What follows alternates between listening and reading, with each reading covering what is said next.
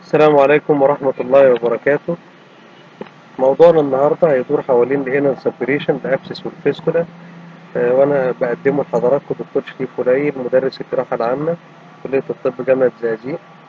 ان شاء الله الموضوع بسيط بس محتاج شوية مراجعة للبيزك عشان نقدر نفهم الانوريكتال ريجون احسن. الانوريكتال سبيورتيف ديزيز may manifest as an acute anal sepsis اللي هو الابسس، او ممكن البيشنت يبقى فيه negligence من البيشنت which didn't who didn't seek medical advice وبيتحول لكرونيك فورم اللي هي بنسميها الفيستر. ممكن الفيستر او الابسس يبقوا موجودين في نفس الوقت، وممكن يبقى في اتيبيكال فورمز موجوده و variable openings و multiple tracts that result in complex suppurative process. محتاجين نرجع شويه في الاناتومي والامبريولوجي لسنه اولى وثانيه ونسترجع الحاجات اللي احنا خدناها. الريكتم بيتكون ازاي والانال كانال بتتكون ازاي. زي ما احنا عارفين ان الريكتم والاسندنج كولون والجزء من الترانسفيرس بيتكون من هايند جات. الهايند جات اللي هي الجزء الاخير من بريميتيف جات اوف ذا فيتس بيتكون عند الاسبوع السادس من الجستيشن. الجزء الاخير من الريكتم اللي هو الهايند جات بيتحد مع الكلواكا البوستيرور بارت بتاع الكلواكا عشان يكون بقيه الريكتم. الكلواكا بتبقى مفصولة بس عن الانال كانال اللي هي اللي بتتكون من الاكتوديرم بعد كده عن الاسبوع الثامن عن طريق فيري سين بوردر اللي هو احنا بنسميه بعد كده الدنتيت لاين. يعني الانال كانال بتبقى من الاكتوديرم والجزء بتاع الريكتم بيبقى من الاندوديرم، والفاصل بينهم هو الدنتيت لاين اللي احنا بنشوفه بعد كده. الدنتيت لاين is a transition form from endoderm to ectoderm. الانال كانال بتبقى حوالي 4 سم من البلفيك دايفرام تو ذا انال فيرج على السكين. بتتكون من حوالي 4 ل 8 انال جلاندز which drains by crypts at the dentate line. بتتكون من 2 سفنكترز، في عندنا external sphincter و internal sphincter. الاكسترنال sphincter striated muscle with a voluntary control. internal sphincter smooth muscle with an autonomic control and contracted at rest. ده الدياجرام ده بيوضح لنا الاناتومي بتاعنا. الاكسترنال سفنكتر سوبرفيشال وديب بارت، والانترنال سفنكتر هو الجزء الاخضر ويعتبر اكستنشن من السيركولار سموث ماسل لاير بتاعه الكولون.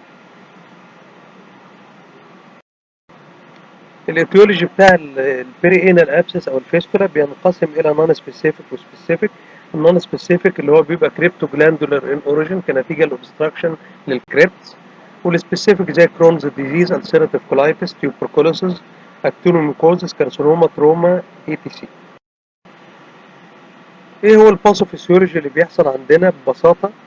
بيحصل اوبستراكشن للكريبت. الكريبت ده اللي هو الفتحه اللي هي بتفتح فيها الانال جلاند عند الدنتيت لاين بنسميه الانال كريبت. بيحصل فيه اوبستراكشن كنتيجه لوجود ستول فيها او درايت سكريشن جواها فتعمل اوبستراكشن. الجلاندولار سكريشن تتجمع تعمل لنا انفكشن وسبيريشن، وفي الاخر تعمل ابسس فورميشن وفيستولا بعد كده. الانوريكتال ابسس بينقسم لاشكال وانواع كتير حسب المكان اللي بيبقى موجود فيه. ممكن في عندنا من الاول السوبرا ليفيتور ابسس ده اللي بيتكون فوق الليفيتور ماسل. البيري انال ابسس الجزء اللي هو اللي بيبقى بيبقى تحت الاسفنكتر على السكين. في عندنا الاسكوريكتال ابسس في الاسكوريكتال فوسا. عندنا الانترسفنكتريك ابسس والسب ميوكاس ابسس اللي هو الجزء اللي موجود تحت الميوكوزا على طول. according to the percentage عندنا البيري انال ابسس بيمثل 60%، اسكوريكتال 20%، الانترسفنكتريك 12%، سوبرا ليفيتور 5%، سب ميوكوزال 1%. ازاي بنعمل دايجنوزس لحالات البيري انال ابسس؟ البيشنت بيجي لنا ازاي؟ البيشنت بيبقى فيه جرادوال اونست اوف بين. بيبقى البين بيبدا بسيط الاول عند البيري انال ريجون ويكبر بالتدريج وبعد كده يبقى يزيد جامد لما يكون باس. بيبقى فيه sensation of pressure and fullness fever ما يبقى فيه باس. previous episode of anorectal sepsis لو البيشنت قال لي ان في الاتاكس دي ريكارنت عنده او الابيسودز دي حصلت له قبل كده، فده بيسجست البيري انال ابسس.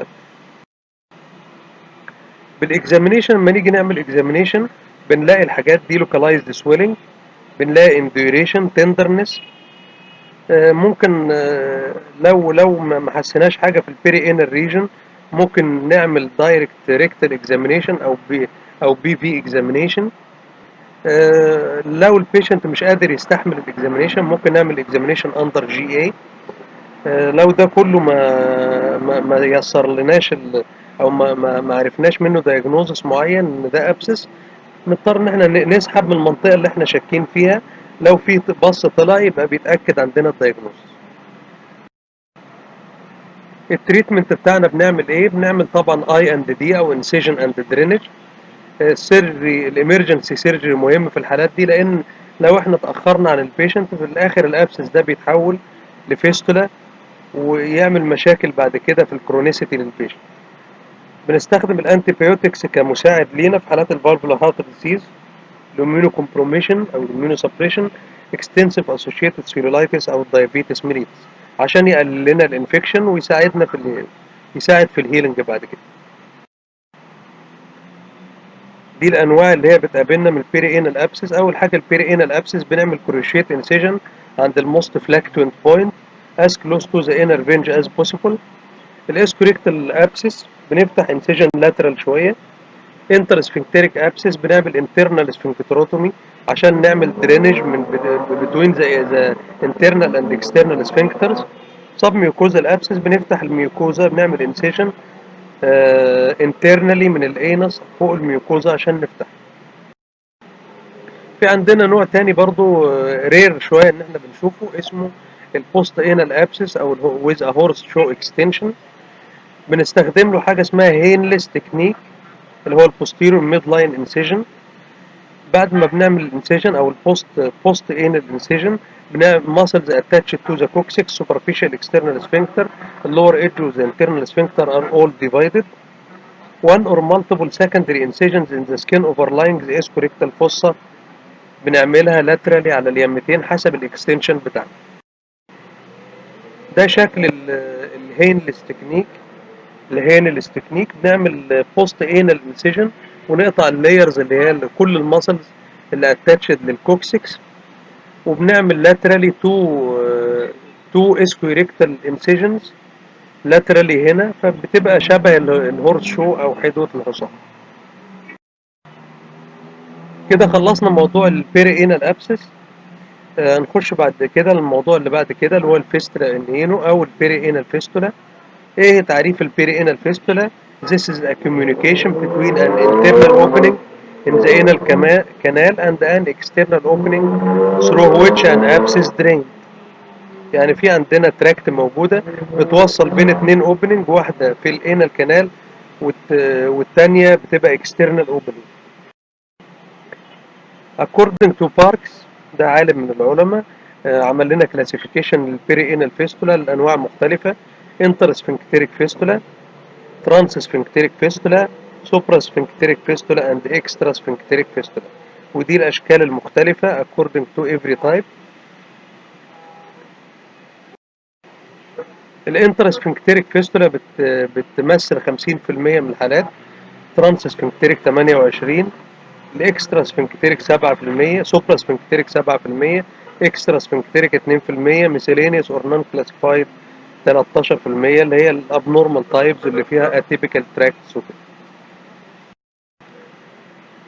دي الانتر سفنكتريك فيستولا اللي هي بيبقى لها سيمبل لو تراكت. دي الانتر سفنكتريك فيستولا with a high blind tract.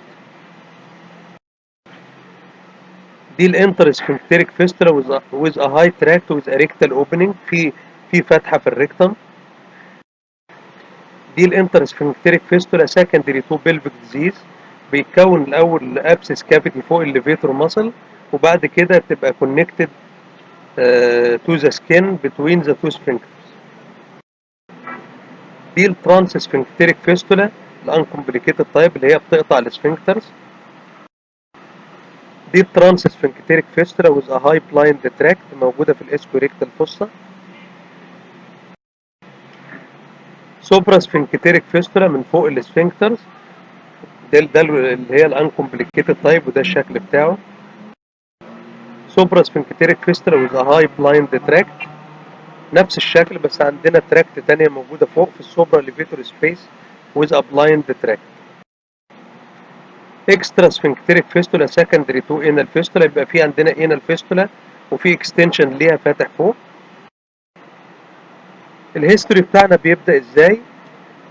بأول حاجة البيشنت بيقولها لك ان هو بيبقى عنده previous history of anal suppuration، وبيبقى عنده intermittent او persistent periural or serous drainage from an external opening in the perianal region، وبيبقى فيه periuritis inai، البيشنت بيشتكي ان فيه هرش.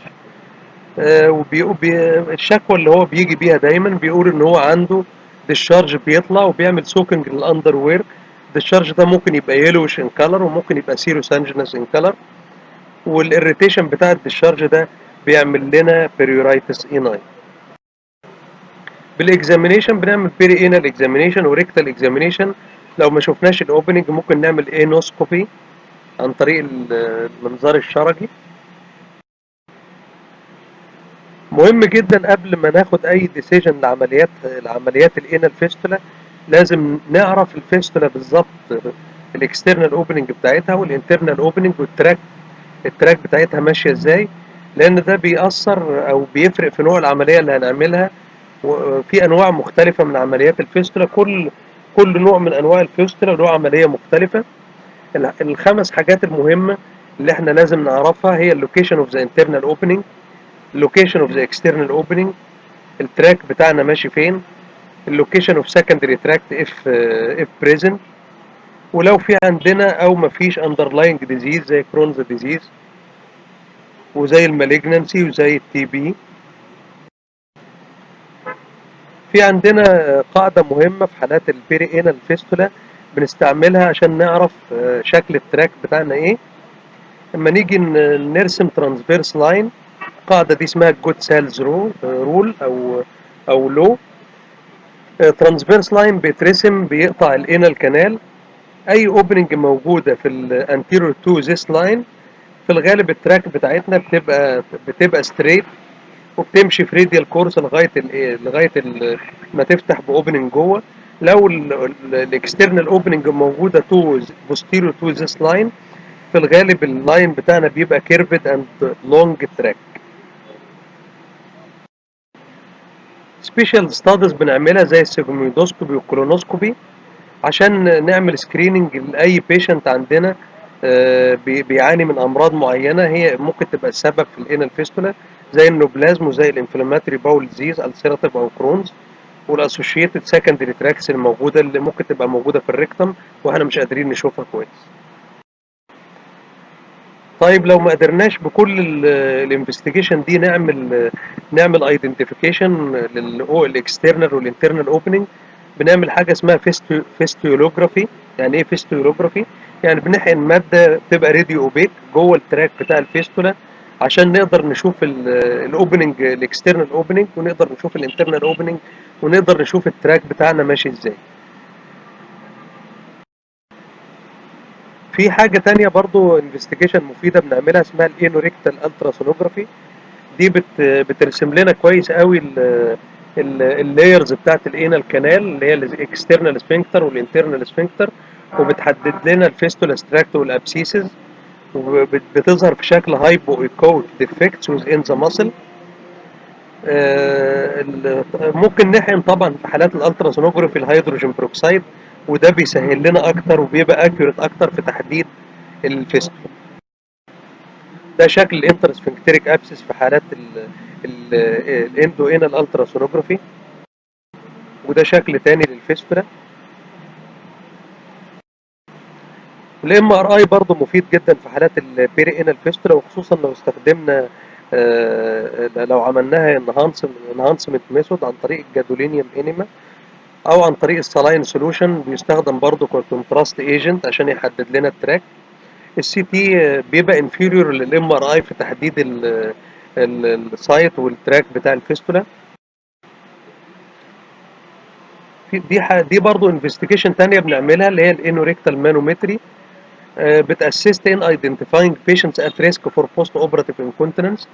يعني بنعرف عن طريقها هل البيشنت ده انكونتيننت ولا العمليه هي السبب في الانكونتيننس، وده له ميديكو ليجال بروبرتي مهمه جدا ان هو بيحدد لنا ايه هو سبب الانكونتيننس. السيرجيكال مانجمنت كان بي تailored accordingly improving clinical and function outcome. يعني بنحدد عن طريق الانوريكتال مانومتري هل البيشنت ده فيت فور سيرجري اور نوت. لو البيشنت ده عنده انكونترنس فلو عملنا السيرجري ممكن الموضوع يبقى يزيد اكتر. ده برضه انفستيجيشن تاني بنعمله اسمه فيستولوسكوبي. This is an intraoperative technique to identify primary fistulous opening, multiple or complex tract and iatrogenic tracts.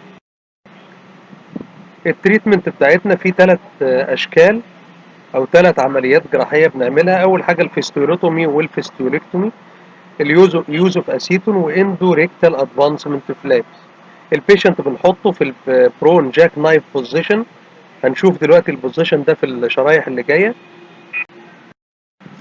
ده البوزيشن اللي هو الجاك نايف بوزيشن اللي احنا قلنا عليه، ده بيعمل اكسبوجر للبيري انر ريجن كويس وبيسهل لنا العمليه بتاعتنا. طبعا بعد ما بنستخدم اندر جي اي او اي ريجونال انستيزيا زي السادل بلوك او زي السباينال انستيزيا. الفيستولوتومي دي بنعملها ازاي؟ بتساعد في علاج معظم انواع الفيستولا. الريكارنس ريت بتاعنا بيبقى قليل. بتستخدم في بعض الحالات اللي هي الحالات الكومبليكيتد زي كرونز ديزيز وزي البيشنت الاميونو كومبرومايزد، وبتبقى مينيمال انفيزيف عكس الفيستوليكتومي. بنفتح الوول بتاع الفيستولا عن طريق الكوتري، فالوول بتاع الفيستولا بنديله فرصه ان هو يحصل له هيلينج وما يحصلش اي كوليكشن لسكريشن تاني. ده الفيستولا عندنا على الشريحه الشمال. الشريحه اللي بتبين لنا اللاي اوت او اللاي اوبن ميثود اللي هي بنفتح فيها الوول بتاع. والبارك فيستوليكتومي اللي هو اخر شريحه بتحدد لنا ازاي ان احنا بنشيل الفيستولا ستراكت بالكامل. وده بيبقى ريسكي شويه في بعض الحالات ان هو بيزود الانكونتيننس لان احنا في جزء كبير من السفنكتر بيتشال معاه. في نوع تاني من السيرجيكال مانجمنت اسمه سيتون مانجمنت. ايه هو السيتون؟ السيتون ده عباره عن فورين ماتيريال بنعمل لها انسيرشن بعد ما نعمل بروبنج للفيستولا ستراك. بنربط الفورين ماتيريال دي في البروب ونسحبها من الاكسترنال اوبننج فبتدخل لغايه الانترنال اوبننج، وبنعمل انسيركلينج للسفنكتر ماسلز. ايه الفايده بتاعتنا بتاعت السيتون مانجمنت؟ دي بتبقى جرادوال سيرجيكال مانجمنت، بتستخدم في الحالات اللي احنا بنبقى خايفين فيها من البور هيلينج زي كرونز ديزيز والاميونو كومبرومايزد بيشنت، الانكونتيننت بيشنت والبيشنت وذ كرونيك دايريال ستيتس وانتيريور فيستولا ان وومن. ده شكل السيتون بعد ما بنركبه. ادي الاكسترنال اوبننج وداخل لغايه الانترنال اوبننج وبيعمل انسيركلينج الاكسترنال انال سفنكتر.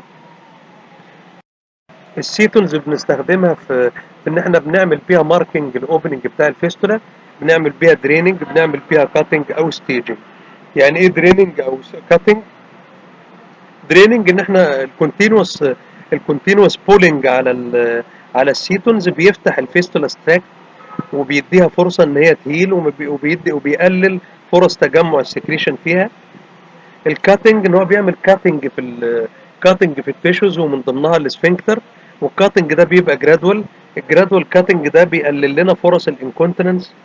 وزي ما قلنا عشان كده ده بيفسر ان احنا بنستخدمها في العيانين اللي بيبقى فيها انكونتيننس ديسوردرز او في العيانين اللي بيبقوا اميونو كومبرومايزد او عندهم بور هيلينج. النوع الاخير من السيرجيكال مانجمنت الادفانسمنت ريكتال فلاب. الفلاب دي بتتكون من ميوكوزا سب ميوكوزا وبارت اوف ذا انترنال سفنكتر. الادفانتج it is one stage procedure quicker healing limited damage to the underlying sphincter ومينيمال ريسك اوف انال كانال ديفورميتي. بنعملها ازاي؟ بنرفع الفلاب بعد ما بنحدد الانترنال اوبننج بتاع الفيستولا، بنرفع الفلاب بتاعتنا وبعدين نبدأ نعمل لايجيشن للانترنال اوبننج بتاع الفيستولا، وبالتالي اي سكريشن موجودة مش هتخرج من جوه تاني على الاكسترنال اوبننج. بعد ما بنعمل كده وبعد ما رفعنا الفلاب بنبدأ نخيطها تاني بعد ما ربطنا او عملنا لايجيشن للانترنال اوبننج اوف ذا فيستولا. دي صورة تانية للادفانسمنت ريكتال فلاب قدامنا. في نوع تاني برضو من انواع الكونزرفاتيف مانجمنت في حالات البيرينال فيستولا اللي هو الفايبرين جلو. ده بيتكون من الفايبرينوجين والثرومبين، وكان بي انجكتد انتو ذا فيستولا ستراك، بيساعد ان هو يقفل الفيستولا في بعض الحالات. البوست اوبراتيف كير بتاعنا بنخلي البيشنت يقعد في حمامات ميه دافيه، بنقول له ان هو يقعد يملى حاجه ويقعد فيها في ميه دافيه، سواء الميه دافيه لوحدها او عليها بتادين. بتساعد ان هي بتحسن الانال هيجين، وبتعمل لنا كومفورت للبيشنت لانها بتقلل البين اللي موجود بعد العمليه. ايه هي الكومبليكيشنز بتاعت الانال سيرجري، سواء طبعا الفيستولا اكتر او البيري انال ابسس الاثنين؟ urinary retention most common 25%، الهيموريج، acute external thrombosed bile، cellulitis، fecal impaction، stricture، rectovaginal fistula، incontinence، والريكارنس من 3 ل 7%. necrotizing infection في بعض الحالات اللي هي بتبقى immunocompromised او diabetes mellitus او الحالات النيجليجنت، ممكن الانفكشن توصل ان هي تعمل نيكروتايزنج فاشايتس في البيري انال ريجن، وبيبقى النتائج بتاعتها وحشه لو ما اتلحقتش واتعمل درينج بسرعه.